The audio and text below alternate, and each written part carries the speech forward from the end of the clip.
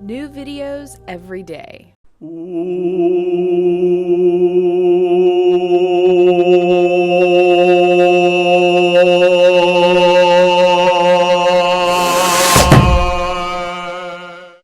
I like to know things.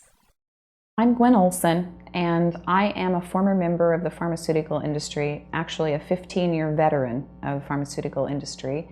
And I worked as both a specialty rep in the industry and as a hospital rep for a period of time. I also was in the field calling on general practitioners and other doctors in the first part of my career.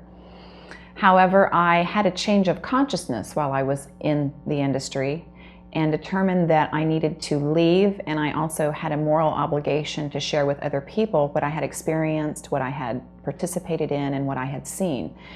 And the impetus for all of that primarily was that I had an adverse reaction to antidepressants in 1992 when Zoloft first came out. I was in the midst of a divorce, and my primary care physician told me that because I was losing weight and was a little despondent, that I should try a new, wonderful SSRI antidepressant that had come onto the market. And SSRIs being the selective serotonin reuptake inhibitors. They were fairly new at that time. And there wasn't that body of information out there that you can now find on the internet and just about anywhere you look about this serious adverse reactions that people have to antidepressant drugs. So long story short, I went home and took just a couple of days worth of the Zoloft and started to have horrendous reactions. I couldn't sit still. I had racing thoughts. I felt palpitations like I was going to have a heart attack, severe anxiety, severe agitation. There was an internal tremor that was so severe that at times I would actually get into a fetal position and hold myself in order to control the shaking. So I called my family practitioner and said, hey, I'm having an akathisia reaction to Zoloft. I need to get off of this drug. And he says, well, it's not possible that you're having an akathisia reaction because that's not in the package insert. And I might back up and let you know that as a pharmaceutical rep, I had sold Haldol, a drug for schizophrenia, and was very familiar with an akathisia reaction because I had been trained about what these reactions were and how people, responded to medication when they had an akathisia reaction. And so I was really just, surprised that my physician wasn't aware that this could happen on an antidepressant drug.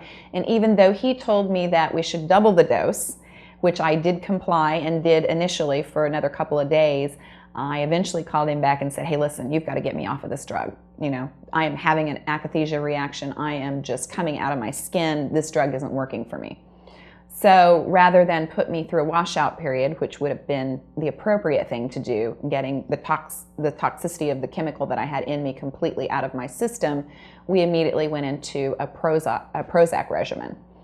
And of course, I'd only taken Prozac another day or two when I completely became manic psychotic. And I had no recollection, I'll be honest with you. I had severe memory loss around the period of time that this happened. And so if I hadn't been a chronic journaler, and I journal nearly every day, I wouldn't have been aware of what was happening to me. But I obviously started hallucinating and becoming delusional. And at that point in time, I called my physician back again, and they were trying to hospitalize me. But having been a pharmaceutical rep that spent my time in the corridors of mental institutions and in psychiatric wards, there was no way in HE double toothpicks anybody was getting my ass in a mental institution.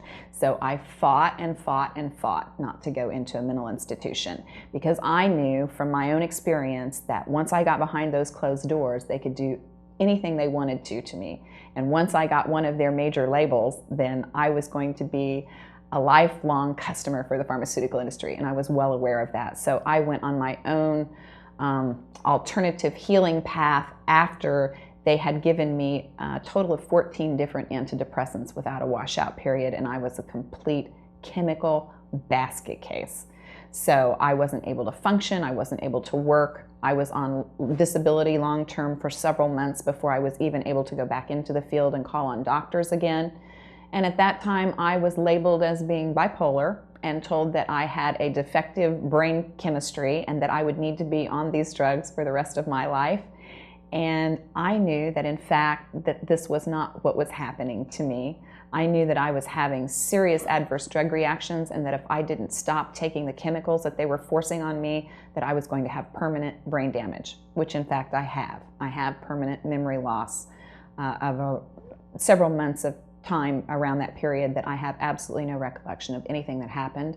And I also have a kind of memory loss that occurs with stroke patients, in that if I'm very fatigued or if I'm extremely busy, sometimes I just can't even remember from one moment to the next. I can lose my train of thought in the middle of a sentence very easily, and I have never, ever, prior to having had these adverse reactions, had a problem with being articulate. I can talk anybody's leg off. So this was something that I just felt very adamantly about, and I started advising anyone that I knew who was on antidepressant drugs that, hey, there's something wrong with the antidepressant drugs. There's stuff about these things that they don't know about yet. You know, you may not want to be taking them. I had a very severe adverse reaction to them, but it wasn't anything that forced me to get out of the industry at that time. To be honest with you, the position was such a lucrative position that I was very hard-pressed to find anything else where I could make the kind of money that I was making and have the kind of benefits that I had. Because I had a company car, I had full insurance benefits for health and eye care and dental care and all of that, and an expense account that I could never spend all of my expense money any given expense period. So, you know, those were things that I missed quite a bit when I would try to go out and work in other areas. But I eventually knew that, you know, I was a part of the problem by even working part-time in the industry.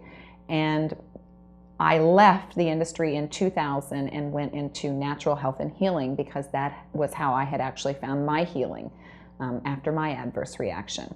And to be honest, I spend all of my time now educating people on the adverse effects of psychiatric drugs and other drugs as well, but also the initiative that Big Pharma has out there trying to label as many Americans as possible as being mentally ill, so that they can put us all on psychiatric drugs which have not been proven to be effective and are extremely dangerous and are strictly a social control mechanism.